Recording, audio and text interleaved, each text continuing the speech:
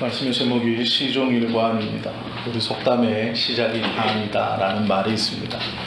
좋은 일을 하는 시작은 이미 반절을 한 것이나 다름없다 라는 좋은 말이죠.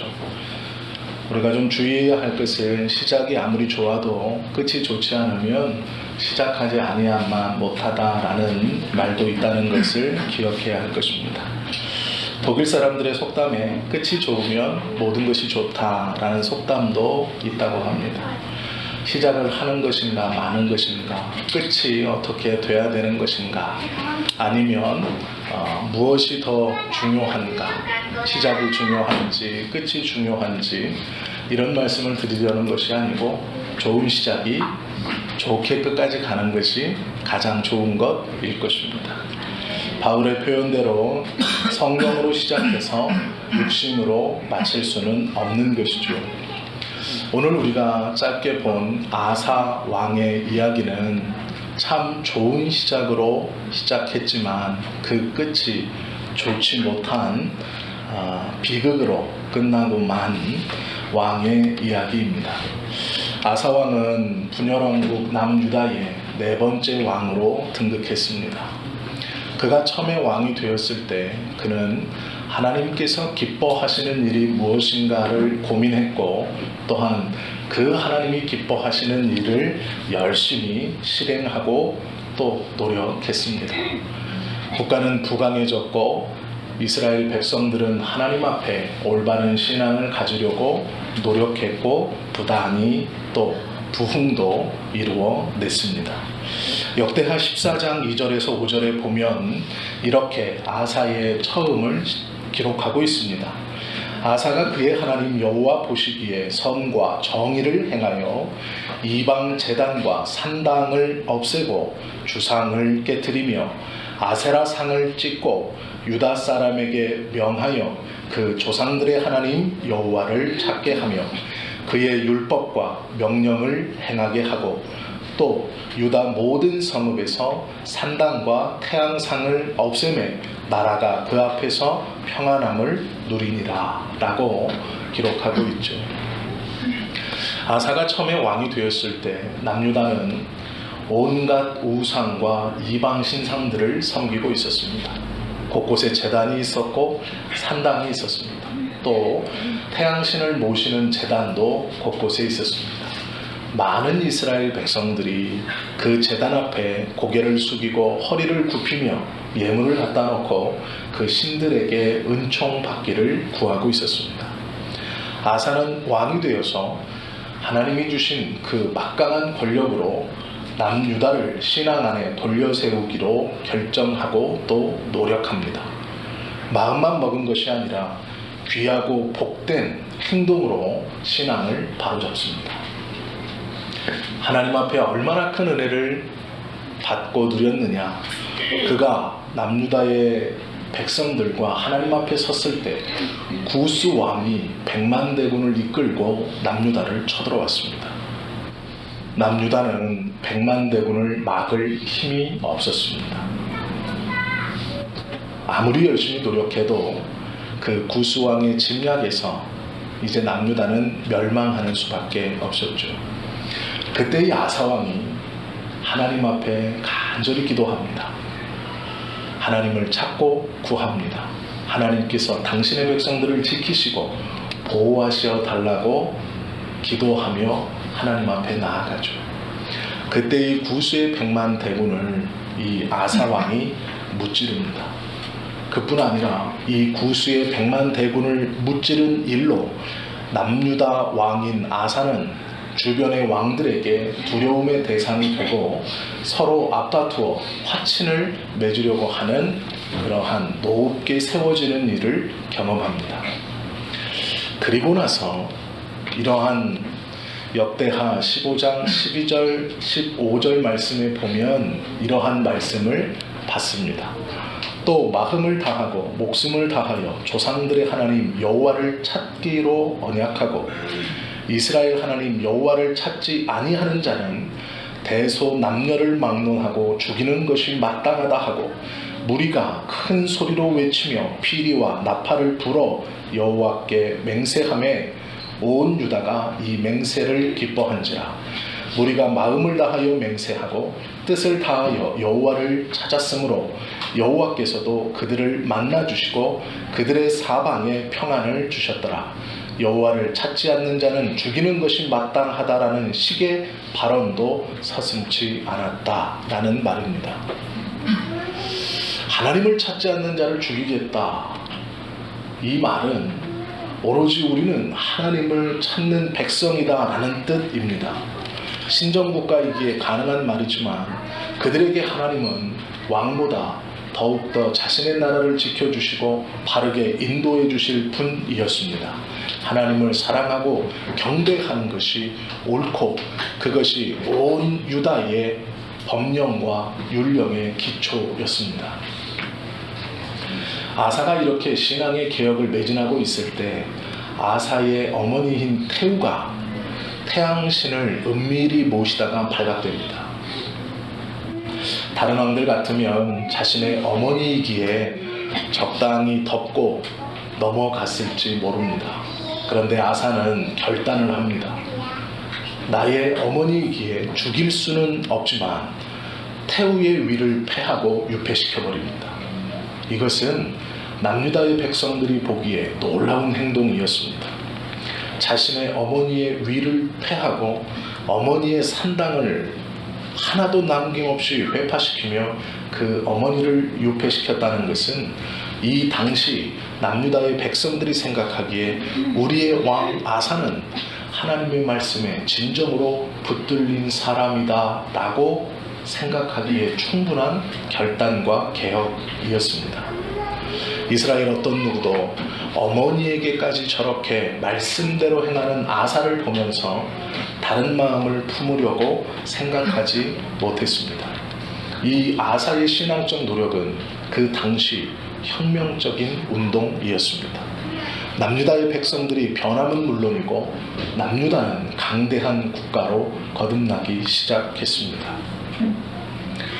이렇게 하나님의 은혜로 강대한 국가의 면모 속에서 평안함 그 가운데 전쟁 없이 아사가 왕이 되어 35년간 화평을 누렸습니다. 그런데 문제가 생깁니다. 왕이 되어 36년째가 되었을 때 신앙인이었던 아사가 변합니다. 아사 왕 36년에 북이스라엘 왕 바아사가 쳐들어옵니다. 이름을 헷갈리시면 안 됩니다. 남유다의 왕은 아사였고 북이스라엘의 왕은 바아사입니다. 내가 더 뛰어난 왕이다 라는 뜻이죠. 아사보다 뛰어나다 라는 뜻입니다. 이 북이스라엘 왕 바아사는 군대를 모아 남유다를 침공하기 시작합니다. 그런데 어이없게도 남유다의 왕 아사가 이 북이스라엘의 군대를 보고 겁을 먹습니다. 과거 구스의 100만 대군을 무찌를 때와는 전혀 다른 이야기를 전개시켜 나갑니다. 왕궁의 곡간을 열고 금은보화를 가지고 주변 국가에 사신을 보내며 원군을 요청합니다. 특별히 아람 왕에게 많은 은금을 주고 북이스라엘의 군대와 맞서 싸워줄 것을 요청합니다. 아사의 고민을 우리가 좀 함께 생각해 볼 수 있어야 합니다.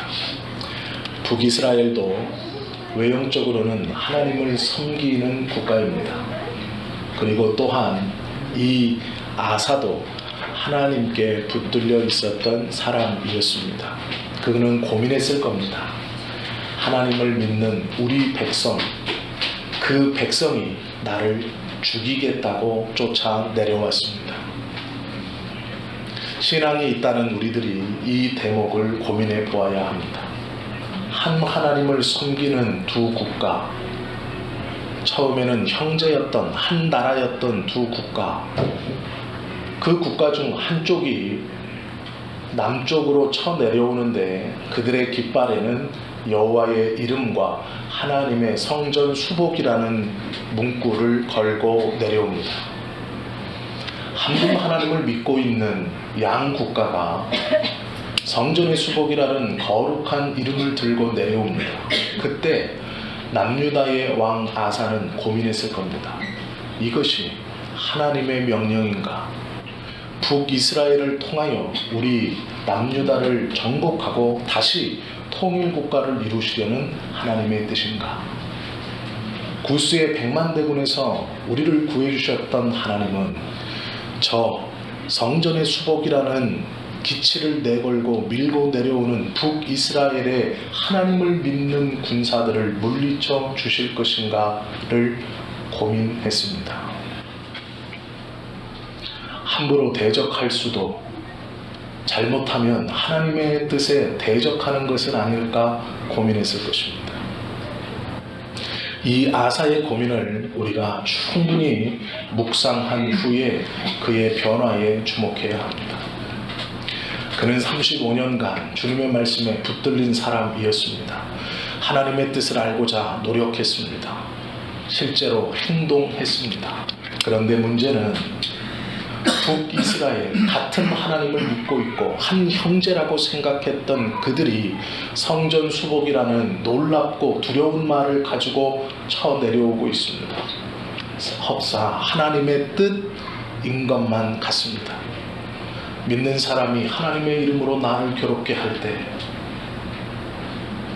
우리가 그곳에서 받는 스트레스는 믿지 않는 사람이 나를 어렵게 하는 것과는 비교할 수 없는 스트레스일 것입니다. 그가 하나님께 기도하며 나에게 오는 것만 같은, 흡사 내가 무엇인가 큰 잘못이 있어 하나님의 이름으로 나를 징치하는 것만 같은 신앙의 도전을 만났을 때 우리가 어떻게 반응해야 하는가? 이에 대해서 오늘 아사는 우리에게 바른 교훈이 무엇인가를 깨닫게 주고 있다라는 것이죠. 아사는 고민했을 겁니다. 뜻이 어느 곳에 있는가? 35년간 전쟁 없이 평안함을 허락해 주셨던 하나님께서 왜 이제 북이스라엘 왕 바사를 통하여 성전 수복이라는 두려운 문구를 가지고 남쪽으로 쳐내려오고 있는가에 대한 고민입니다. 그때 아사는 결정했습니다. 어떻게 결정했습니까? 주변 국가에 도움을 요청하여 북이스라엘을 물리치자라고 생각했습니다. 특별히 아람 왕에게 가 많은 재물을 주고 그의 군대를 빌려오기를 원했습니다. 무엇인가 좀 앞뒤가 안 맞는 결정이죠. 하나님께 붙들려 있었던 사람이 믿음을 들고 내려오는 북이스라엘의 군대를 보면서 하나님께 기도하거나 하나님 이것이 무슨 뜻입니까? 라고 묻지 않고 저들도 하나님의 군대이니 어떻게 해야 할까라고 혼자서 생각하고 혼자서 결정하고 혼자서 해결 방법을 찾고 있다라는 것이죠. 하나님께 나아가 기도했던 구스의 100만 대군을 무찌렀던 일을 잊고 자신의 경험과 판단으로 이 문제를 해결하려고 하고 있다라는 것이죠. 그때에 하나님이 선견자를 보내십니다. 그것이 역대하 16장 9절이죠. 여호와의 눈은 온 땅을 두루 감찰하사 전심으로 자기에게 향하는 자들을 위하여 능력을 베푸시나니 이 일은 왕이 망령되이 행하였은즉 이후부터는 왕에게 전쟁이 있으리이다 선언합니다. 35년간 하나님께 돌아가자고 그렇게 개혁을 외쳤던 아사 왕이 북이스라엘이 쳐들어오자 자신의 판단과 오로지 자신의 경험과 자신의 생각대로 행동합니다. 선견자가 와서 그 행동은 잘못된 것입니다라고 지적했습니다. 그러면 이때라도 돌아섰어야 하죠. 하나님 앞에 나아갔어야 하죠. 그런데 16장 10절에 보면 아사가 노하여 선견자를 옥에 가두었으니 이는 그의 말에 크게 노하였음이며 그때에 아사가 또 백성 중에서 몇 사람을 학대하였더라 말씀합니다.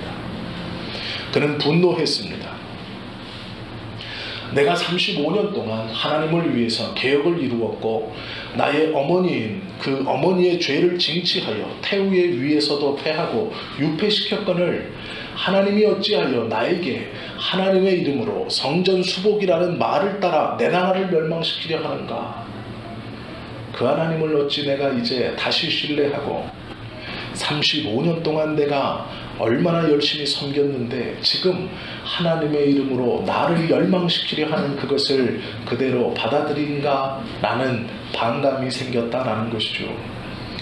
즉 아사는 하나님을 떠나기로 결정한 것입니다. 왜요? 내가 한 것에 대해 하나님의 보상이 턱없이 부족하고 이제는 나의 것을 다 빼앗아 가려고 한다 생각했기 때문입니다. 신앙의 고민은 충분히 이해가 가지만 아사는 두 가지의 큰 잘못된 오해와 실수를 합니다. 하나는 문제가 생겼을 때 주님 앞에 기도하지 않은 것이고, 두 번째는 내가 지금까지 애쓰고 수고한 것에 대한 보상이 턱없다라고 하나님의 뜻을 왜곡한 것이죠. 선지자를 보내어 경고하셨음에도 불구하고 그 하나님에 대한 분노와 아쉬움과 서운함이 선지자를 가두고 또한 바른 말을 하는 몇 사람을 학대하는 일을 서슴지 않았습니다. 하나님께서 선견자를 보내어 경고했음에도 듣지 않는 아사에게 발에 심각한 병을 일으키셔서 그를 돌이키게 하는 기회를 또 한 번 주십니다. 그런데 아사는 성경의 기록대로 하나님께 나아가지 않고 의원들을 찾는 잘못을 또한 범했습니다. 발이 왜 갑자기 아프게 되었을까 고민해 봐야죠. 이건 무슨 뜻일까 생각해 봐야죠. 그런데 단순히 의원들을 찾아 용한 사람들을 뽑아 올리기에 혈안이 되어 있었던 것이죠. 아사는 시작이 좋은 사람입니다. 여러 가지 선한 일도 행했습니다. 그러나 그 선한 일의 결과를 하나님께서 북이스라엘을 통하여 나의 나라를 멸망시키는구나라고 스스로 생각했을 때 하나님의 이름으로 성전수복이라는 이 두려운 말을 들고 내려오는 군사들을 보면서 그는 하나님을 떠나기로 결정했습니다. 그의 마음에는 믿음이 있었을지 모르지만, 그는 자신이 믿음이 있다고 생각했을지 모르지만 그의 행동은 믿음이 없는 자와 같은 행동으로 변질되어 갑니다. 왜 그럴까요? 내가 생각하는 하나님, 내가 믿는 믿음에 대한 보상이 자신의 뜻대로 이루어지지 않았기 때문이죠. 구수의 백만대군은 하나님을 믿지 않는 사람입니다. 그러기에 주님께 기도하여 해결할 수 있다고 그는 믿고 또한 그렇게 했습니다. 그 믿음처럼 하나님이 그 기도를 들어서 구스의 백만대군을 물리쳐 주셨습니다. 그런데 이제는 주님의 이름으로 다가오는 북이스라엘을 보면서 하나님이 내 나라를 온전히 멸망시키려고 하시는구나 스스로 혼자서 판단하고 생각했습니다. 하나님에 대한 서운함, 내가 그렇게 애쓰고 힘썼는데 나의 모든 것을 이제 완전히 멸망시키려고 하는 하나님에 대한 원망함이 그의 마음에 있었던 것이죠. 이것은 잘못된 생각이며 판단입니다. 아사의 믿음이 어느 곳에 기초하고 있는가를 처음부터 다시 바라보아야 하는 일이죠. 12절은 아사가 왕이 된 지 39년에 그의 발이 병들어 매우 위독했으나 라고 말합니다. 그가 여호와께 구하지 아니하고 의원들에게 구하였더라 말씀합니다.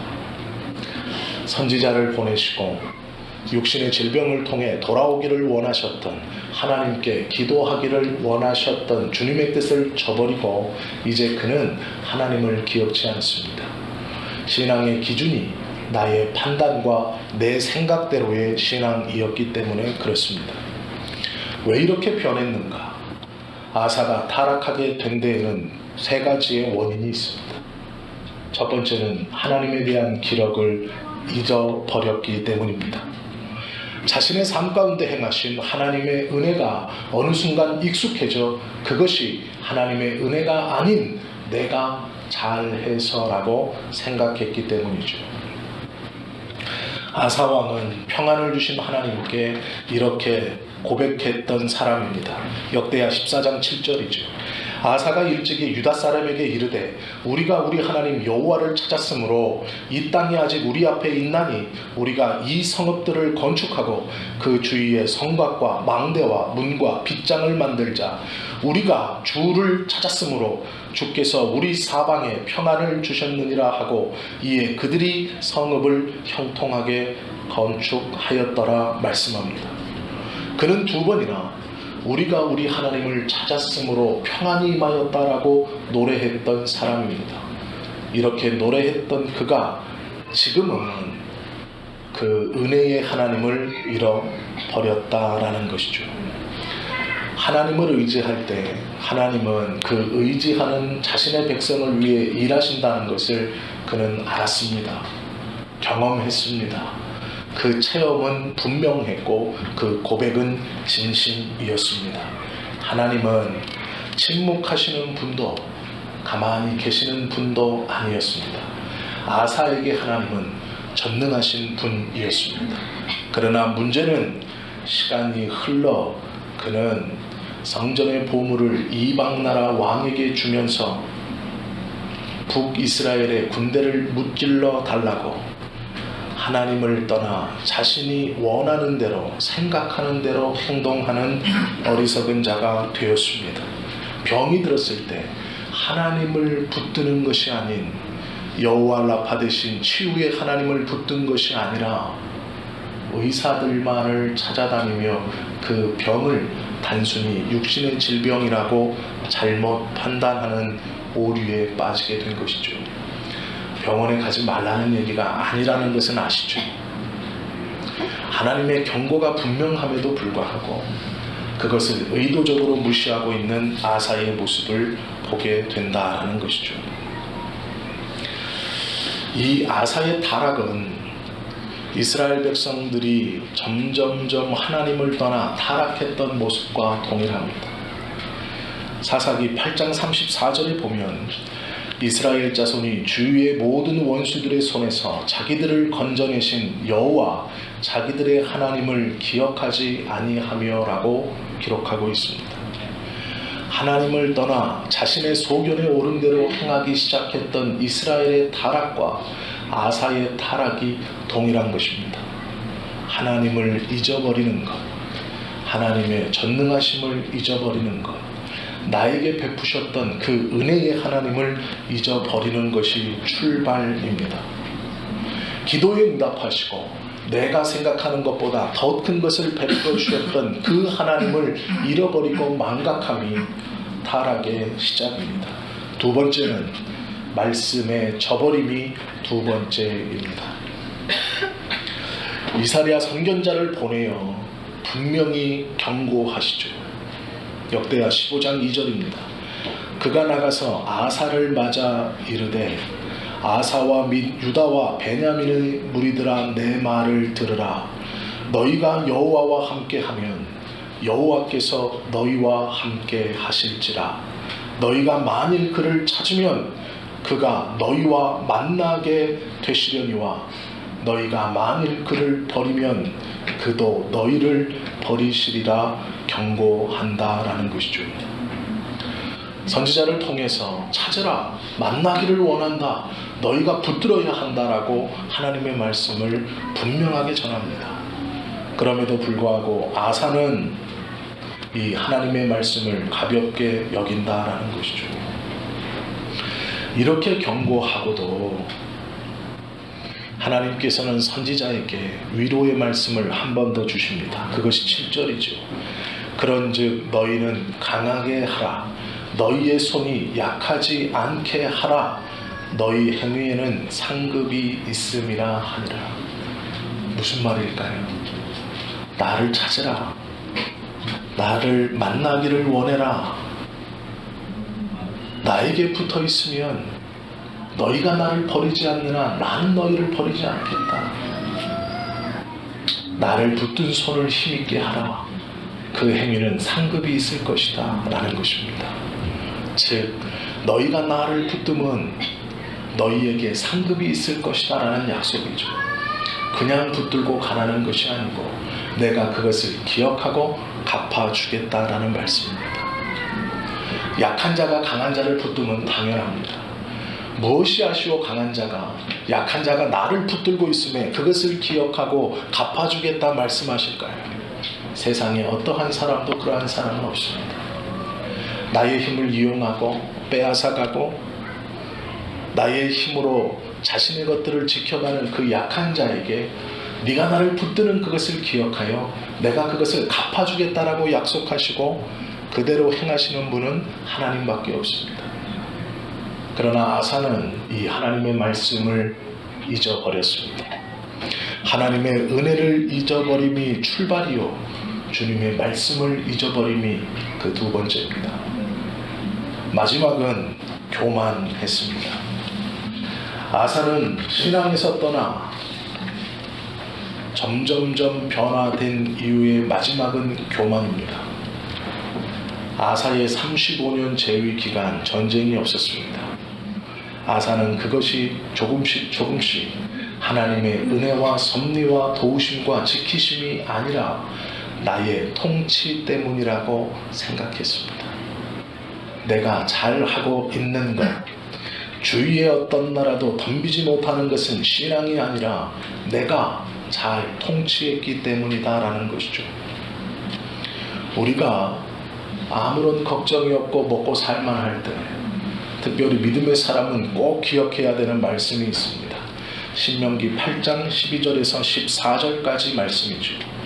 내가 먹어서 배부르고 아름다운 집을 짓고 거주하게 되며 또 내 소와 양이 번성하며 내 은금이 증식되며 내 소유가 다 풍부하게 될 때에 내 마음이 교만하여 내 하나님 여호와를 잊어버릴까 염려하노라.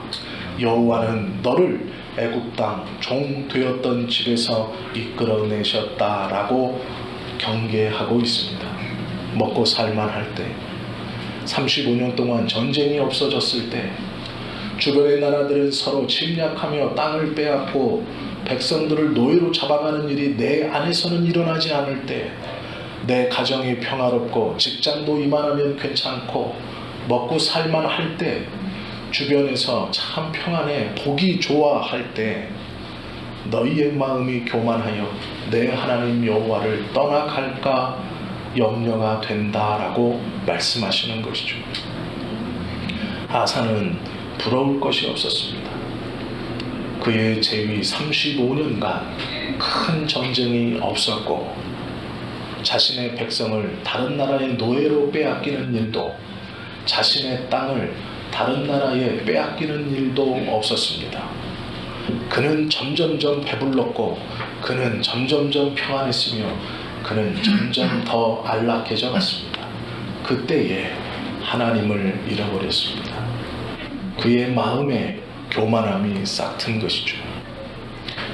하나님의 은혜를 잊어버림과 주님의 말씀을 망각함과 자신의 마음속에서 싹튼 교만함이 아사를 변하게 만들었다라는 것이죠. 이 일은 아사만이 아닙니다.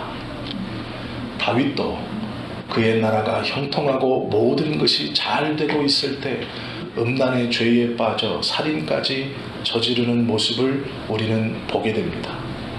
우시야도 하나님의 복을 받아 평안함이 있을 때 그의 마음이 교만하여져 제사장의 역할까지 감당하려 하다 하나님께 징벌을 받은 것을 우리가 보게 됩니다. 그는 나중에 문둥이로 그의 삶을 끝내게 됩니다. 히스기야도 마찬가지이죠. 하나님께 기도하며 생명을 연장받았던 히스기야도 결국 넘어져 그 교만함으로 삶을 끝내고 맙니다. 우리가 평안하고 아무런 걱정이 없을 때 주님의 말씀을 더욱더 기억해야 하고 내 마음속에서 싹틀 수 있는 교만함을 붙들어야 합니다. 그것은 아무도 모르게 우리를 조금씩 조금씩 하나님의 은혜에서 떨어뜨리는 것입니다. 예배가 기대되지 않고 기도하는 것이 갈급함이 없어질 때 조심해야 됩니다. 교회를 섬기는 것에서, 하나님을 붙드는 것에서 갈급함이 없어도 아무런 문제가 일어나지 않을 때 우리의 마음속에는 교만함이 싹트고 있는 것입니다. 교만함은 주님의 말씀을 어기는 것뿐만이 아닙니다. 교만함의 가장 위험함은 겸손입니다. 아직은 아닙니다. 저는 아직 부족합니다. 아직은 제가 감당할 수 없습니다. 그것은 겸손함을 가장한 교만함입니다. 믿음의 사람이 가장 주의해야 하는 교만함은 이 겸손함을 가장한 교만입니다. 주님의 나라를 위해서 하나님께서 우리에게 베풀어 주신, 허락하신 달란트는 이미 차고 넘칩니다. 나에게 주어진 건강은 이미 주의 나라를 위해 쓰기에 흡족한 것이죠. 그러나 우리는 아직은 준비가 안 됐습니다. 저는 아직 아닙니다. 저는 부족합니다. 좋은 말로 포장되어진 그 교만함은 하나님의 말씀도 꺾어 누르는 두려운 것이죠. 겸손함을 가장한 교만함은 우리에게 가장 무서운 신앙의 적입니다. 교만함뿐만 아니라 교묘하게 위장된 겸손함이 하나님께 대한 우리의 바른 믿음을 막고 있는 것일지 모릅니다. 시작부터 끝까지 흠없이 살 수 있는 신앙은 없을 것입니다. 그러나 하나님의 말씀을 붙들고 자신의 잘못을 바로잡을 수는 있습니다. 한 분의 목회자의 삶을 잠시 이야기하면서 말씀을 좀 마치려고 합니다. 2000년 4월 19일 하나님의 부르심을 받아 소천하신 한경직 목사님에 대한 이야기입니다. 이분은 1945년 월남에서, 즉 북에서 남으로 내려오셔서 교회를 세웁니다. 그것이 영락교회입니다. 그리고 그곳에서 목회를 하시고 2000년 4월 19일 하나님의 부르심으로 소천했습니다. 이 한경직 목사님이 정식으로 목회를 다 마치고 은퇴했을 때 기독교계의 노벨 평화상이라고 부르는 템플턴 상을 받게 되었다는 소식을 듣습니다.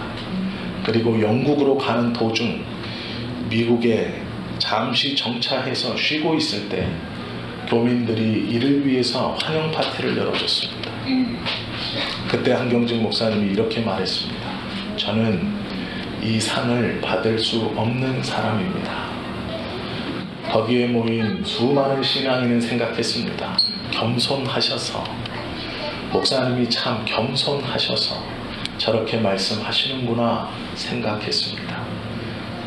그런데 그가 자신의 일을 고백하기를, 저는 죄인입니다. 저는 신사참배를 가결했고 일제시대에 젊은이들에게 일본을 위해서 전쟁에 나가야 한다라고 설교했던 목사입니다. 저는 우상 앞에 고개를 숙이며 교회를 지킨다는 명분으로 그것을 독려했던 목사입니다 라고 고백했습니다. 이 고백이 쉬운 고백이 아니죠. 자신의 과오를 인정하고 실수를 인정하는 것, 철저히 회개한 자만이 고백할 수 있는 내용입니다. 평생 하나님 앞에 날마다 매일매일 회개했기에 그가 담담히 쏟아낼 수 있는 자신의 과오입니다. 그리고 그는 그 상을 수여하고 상금으로 나온 100만 불 전부를 북한 선교를 위해 헌신하며 헌금했습니다.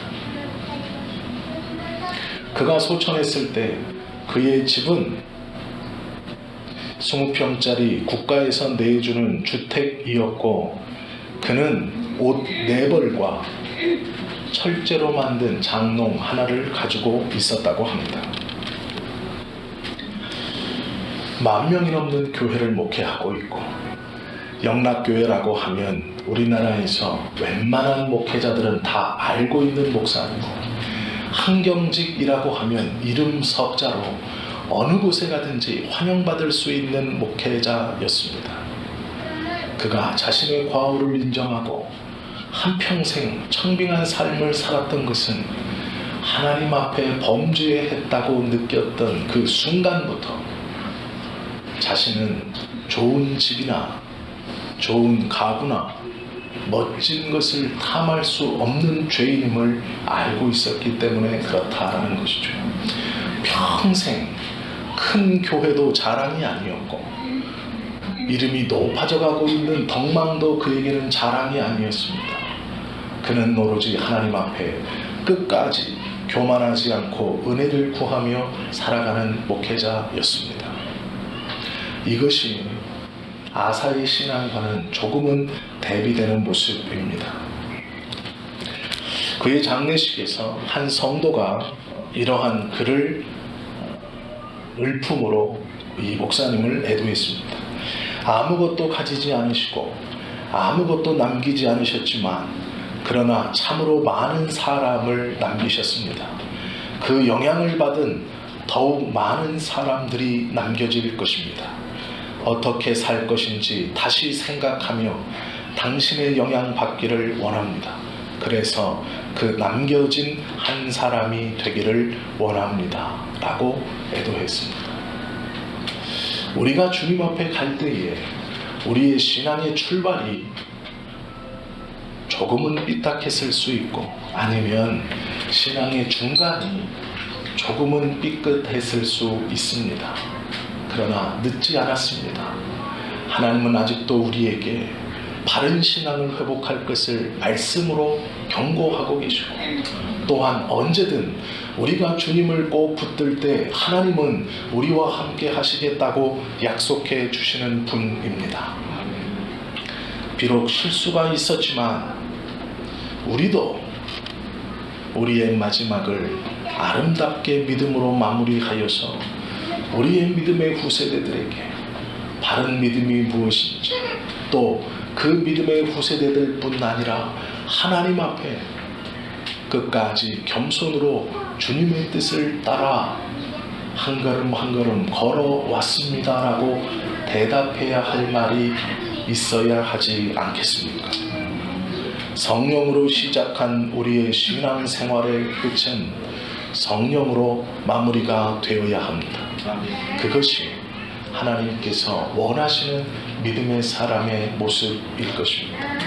오늘 우리가 아사왕의 이야기를 들으면서 우리의 신앙을 점검해 보시고, 하나님께서 원하시는 바른 신앙의 마지막을 위해서 교만하지 않고 말씀을 잃어버리지 않고 하나님의 은혜를 망각하지 않으며 살아가시는 저와 여러분 되시기를 예수님의 이름으로 축원합니다.